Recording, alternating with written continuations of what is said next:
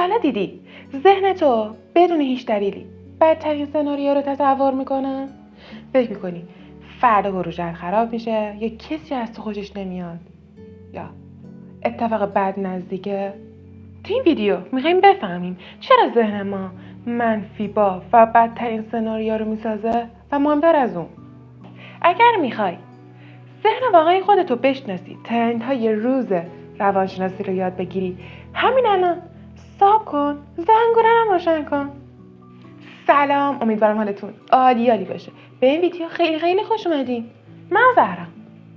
اینجا قراره در مورد روانشناسی واقعی صحبت کنیم، نه جملات انگیزشی نسگرمی که فقط چند دقیقه حالتو خوب میکنن و میرن، بلکه قراره بفهمیم چرا ذهن ما همیشه بدترین سناریو رو میسازه. حتی وقتی خوبه ما نگرانیم، استرس داریم و اضطراب میکشیم. بخش اول، چرا ذهن ما بدترین حالت رو تصور میکنه؟ مغز ما برای بقا طراحی شده، پس معلومه که همیشه دنبال خطره. افکار منفی ما نوعی سیستم اولیه هشداره که افراد معروف و مشهور و موفقم قربانی سیستم میشن. اصلا شما تا حالا براتون پیش نیومده دارین برای یه جلسه مهم آماده میشین، بعد هی ذهنت به شما میگه همه چیز خراب میشه، منتظرش باش. اما در حالی که همه چیز آماده است، همه چی عالیه، حتی احتمال موفقیتت هم بالاست. پس هر وقت ذهنت بدترین حالت رو تصور کرد، چند دقیقه نفس عمیق بکش، بعد از خودت بپرس واقعا این اتفاق میافته؟ بخش دو، چرخه اضطراب و پیش بینی بدترین حالت. ذهن منفی باف یه چرخه رو ایجاد میکنه. چی؟ فکر منفی اضطراب میاره، اضطرابم توجه بیشتر به خطر، توجه بیشتر به خطرم فکر منفی قوی‌تر رو ایجاد میکنه. شما تا حالا براتون پیش نیومده یک پیام براتون میاد، بعد به خودتون میگین یه اتفاقی داره میفته، دلم شور میزنه، بعد از اون پیام باز میکنین یه سال ساده فقط همکارتون ازتون پرسیده. پس بیایم یه کاری کنیم، همیشه قبل از واکنش بیایم 3 سناریوی ممکن رو بررسی کنیم، بدترین، متوسط و بهترین.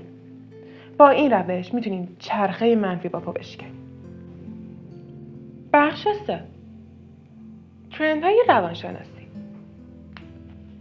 تحقیقات 2024 نشون داده 80% ذهن سناریوی منفی رو بازسازی میکنه، تصور میکنه. پس بیایم ترندهای روز رو ببینیم چیه.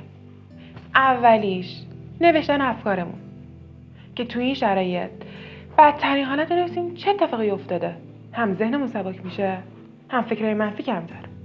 در کنار اینا میتونیم مدیتیشن بین 2 تا 5 دقیقه‌ای هم اجرا کنیم که هم استرستون رو میاره پایین، هم استرس. و آخری تمرین فکر مخالف. اصلا به این چیزا فکر نکنید، همیشه به انرژی مثبت، به اینکه این اتفاق میفته. پس هر زمانی فکر منفی بدترین سناریو اومد تو ذهنت، بنویس. بعد از خودت سوال بپرس واقعا این اتفاق میفته؟ این تمرین‌ها نه تنها ذهنت آروم میکنه، بلکه میتونه کنترل ذهنتو به دست بگیره. بخش 4، نقش شبکه‌های اجتماعی و فشارهای بیرونی. مقایسه با دیگران باعث افزایش بدترین سناریو و فکرهای منفی میشه. در کنار اینا خبر موفقیت دیگران، دوستان یا خانواده‌ات، ذهن فکر میکنه من عقبم. پاپ سایکو و ترندهای دیجیتال فشار و اضطراب ما رو تشدید میکنن. تا حالا بر شما پیش نیومده دوستتون یا همکارتون یک پست موفقیت میذاره، بعد ذهنت فوراً من شکست میخورم و میسازه؟ پس بیایم یه کاری بکنیم. برای کاهش اضطراب بیایم چک کردن شبکه‌های اجتماعی رو محدود کنیم و تمرکزمون رو فقط بذاریم رو کار خودمون. بخش 5، تفاوت ذهن منفی باف و واقعیت. ذهن منفی باف همیشه بدترین چیزها رو برجسته میکنه، اما واقعیت معمولا کمتر چیزی که مغز فکرشو میکنه. پس قبل از این اتفاقی که بیفته، قبل از این واکنش‌ها، مثل بخش 2 3 تا سناریو رو بررسی کن. بدترین و متوسط و بهترین. بعد هر کدومو جدا و جدا بررسی کن و پیش خودت بگو کدوم یکی از اینا احتمال اتفاق بیفته. بخش 6 تکنیک‌های پیشرفته برای کنترل ذهن. بیایم یه تمرین انجام بدیم. تمرین ABC مدل CBT که A میشه موفقیت، B میشه فکر و باور، C میشه نتیجه احساس رفتارم. در کنار اینا میکرو تمرکز روی لحظه حالمون باشه، تمرکز روی این چیزی که ما میخوایم و تغییر زبان ذهن. ممکنه سخت باشه اما حل شدنیه.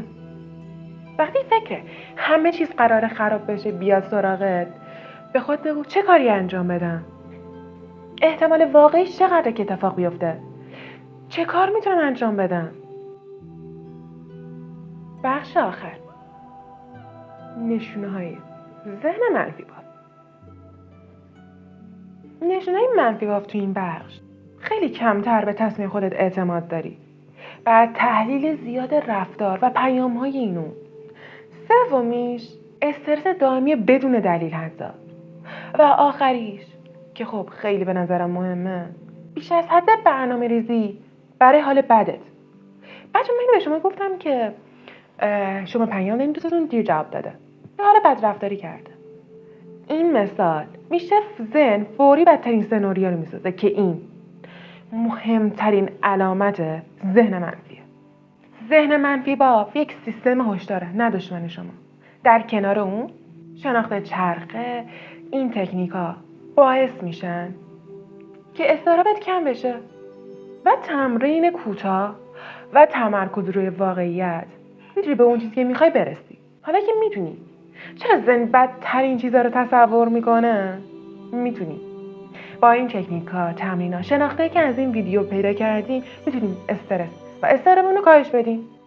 بچه‌ها خیلی ممنونم تا آخر ویدیو همراهم بودین و این خیلی مشکل بزرگی بود که همه آدما درگیرشن که امروز با هم کاورش کردیم، دیدیم چی بود، چه کاری انجام بدیم.